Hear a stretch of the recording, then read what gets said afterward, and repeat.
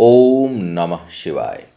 मैं हूं ज्योतिर्विद पंडित दीपक दुबे और उपस्थित हूं आपके साथ नए वर्ष अर्थात 2021 का सारांश स्वरूप राशिफल लेकर। सबसे पहले अपने सभी दर्शकों को नव वर्ष की ढेर सारी शुभकामनाएं।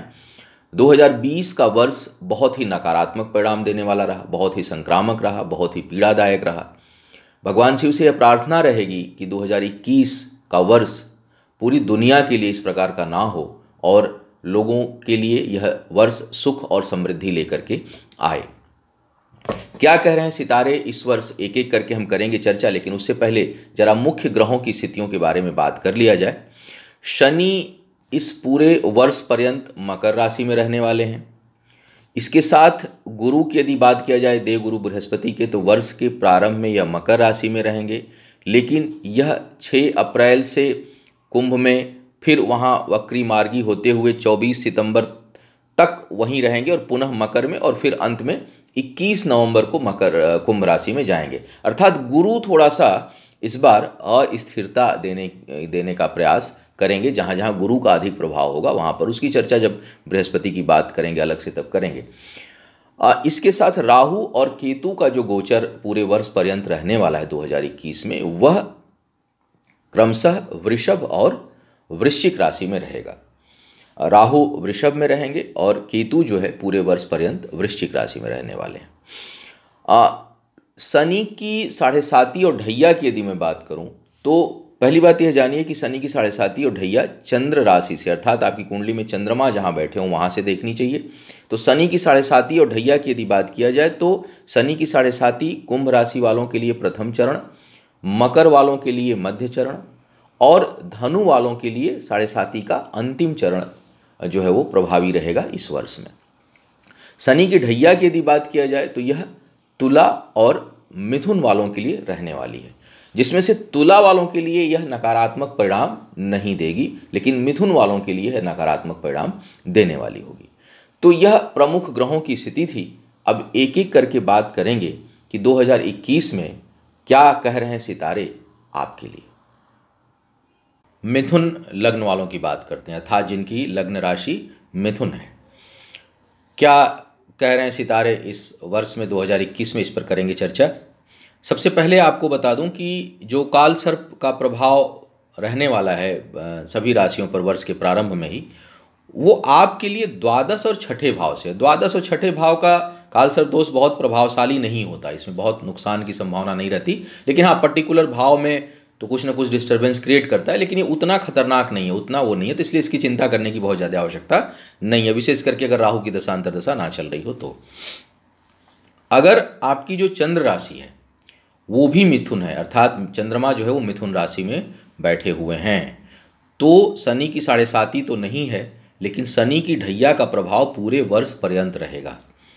और चूंकि लग्न मिथुन तो है ही, अगर चंद्र राशि भी मिथुन हो गई तो यह ढैया का प्रभाव बहुत ज़्यादा रहेगा, माने पूर्ण प्रभाव में आप शनि के ढैया के रहेंगे। तो शनि अष्टम में गोचर कर रहे हैं। शनि आपके लिए भाग्य के स्वामी है और अष्टम भाव के भी स्वामी, और अष्टम में ही रहेंगे तो अष्टम का परिणाम ज़्यादा देंगे। बृहस्पति जो है वो सप्तम और दसम भाव के स्वामी हैं, वो भी अष्टम में नीच राशि में रहेंगे। हालांकि थोड़ा मूव करते रहेंगे, कुछ समय प्रारंभ में अष्टम में, फिर भाग्य स्थान पर, फिर अष्टम में और फिर लास्ट में भाग्य स्थान पर जाएंगे। तो इसका प्रभाव क्या होगा, इस दो बड़े ग्रह इस यहाँ पर हैं, राहु आपके द्वादश में और केतु जो है आपके छठे भाव में।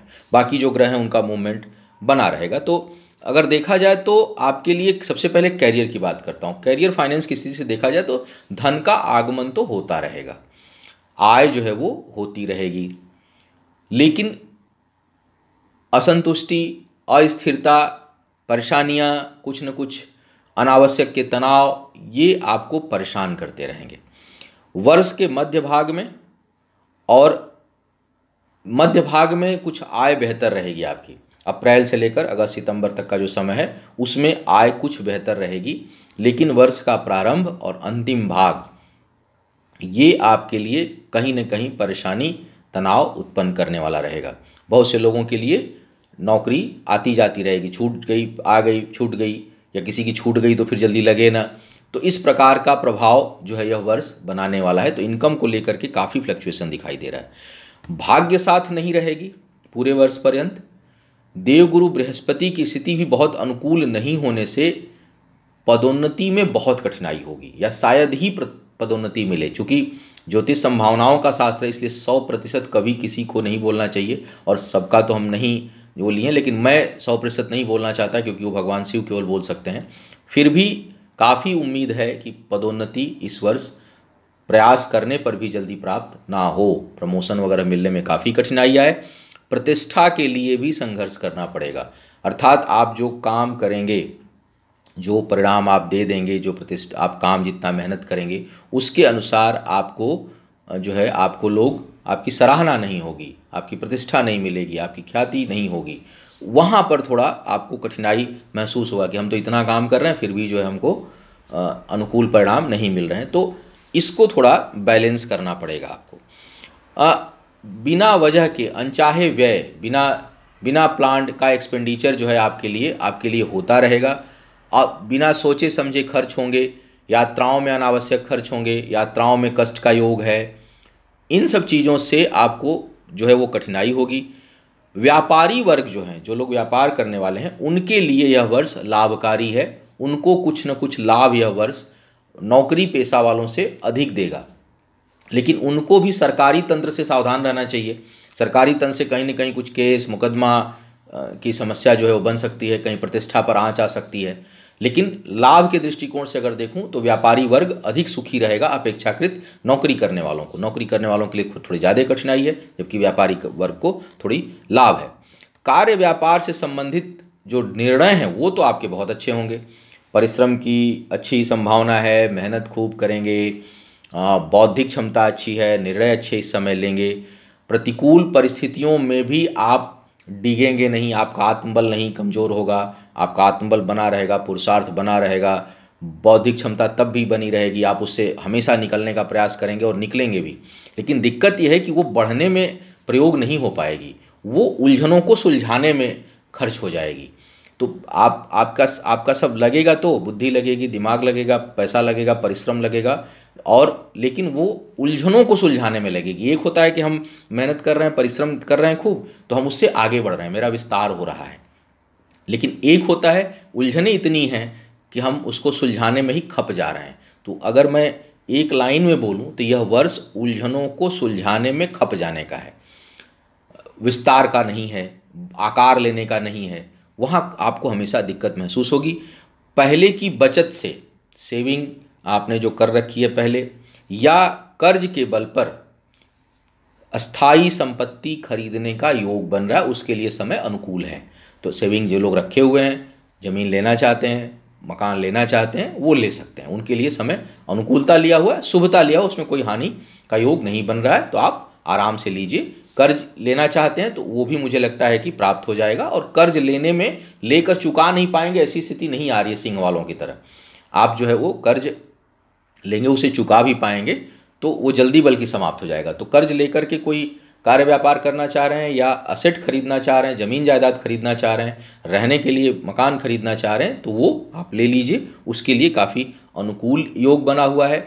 उच्च शिक्षा और सुदूर जाकर शिक्षा लेनी है तो उसके लिए भी यह समय काफ़ी अनुकूल है।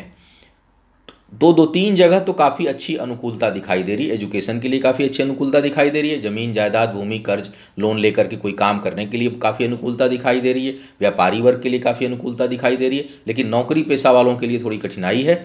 पद प्रतिष्ठा में हानि, कोर्ट कचहरी के चक्कर, मुकदमे में फंसने का योग भी यह वर्ष बना रहा है। विशेष करके फाइनेंशियल ट्रांजैक्शन के कारण कुछ न कुछ आरोप प्रत्यारोप कुछ लोगों को लग सकते हैं, तो बहुत ज़्यादा सावधानी आपको रखनी है। शनि ढैया का प्रभाव है। इसके साथ साथ भाग्य भरोसे जो काम है आपके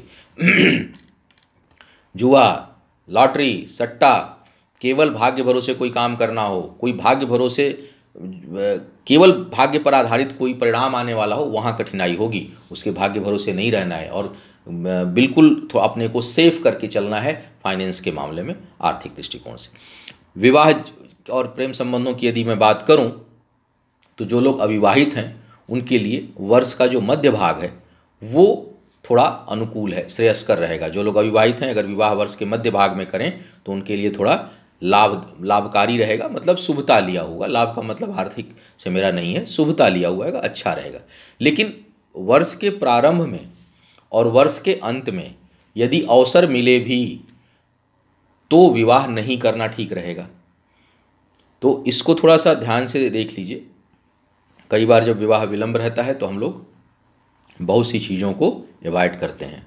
मेरे पास लगातार मेरा तो काम ही यही है, मैं देखता रहता हूँ, तो मैं देखता हूँ कि अधिक एज हो गई, फिर कुंडली भी नहीं मिलाया, ग्रह गोचर भी अच्छे नहीं थे, उस समय विवाह कर लिया। और पहले तो परेशानी केवल ये नहीं थी कि विवाह नहीं हो रहा, अब परेशानी ये हो गई कि तलाक नहीं मिल रहा है। किसी तरह से जान बचे तो जीवन चले। तो वो जो है, या इतना नुकसान हो गया कि अब तो बस विवाह और लड़के या लड़की से बस घृणा ही हो गई जी, अब तो ज़िंदगी भर नहीं देखना मुँह। तो उससे अच्छा है कि हम थोड़ा ग्रह गोचर देख लें, हम जान लें कि कब विवाह करना ठीक है, कुंडलियों की क्या स्थिति है। भले थोड़ा सा लेट हो ना हो, कम से कम हम किसी संकट में तो नहीं पड़ेंगे।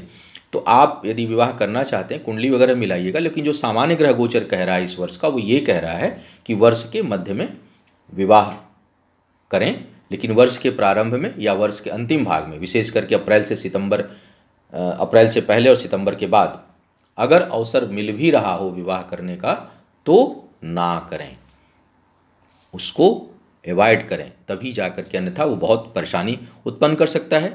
प्रेम संबंध सामान्य से बेहतर रहेगा, प्रेम संबंध ठीक रहेगा, बल्कि सामान्य से भी कुछ बेहतर रहेगा प्रेम संबंध। और यदि किसी का कोई पहले वाद विवाद चल रहा है अपने संबंधों में, कोई डिस्प्यूट चल रहा है आपसी रिश्तों में, तो उसके सुलझने की भी संभावना है।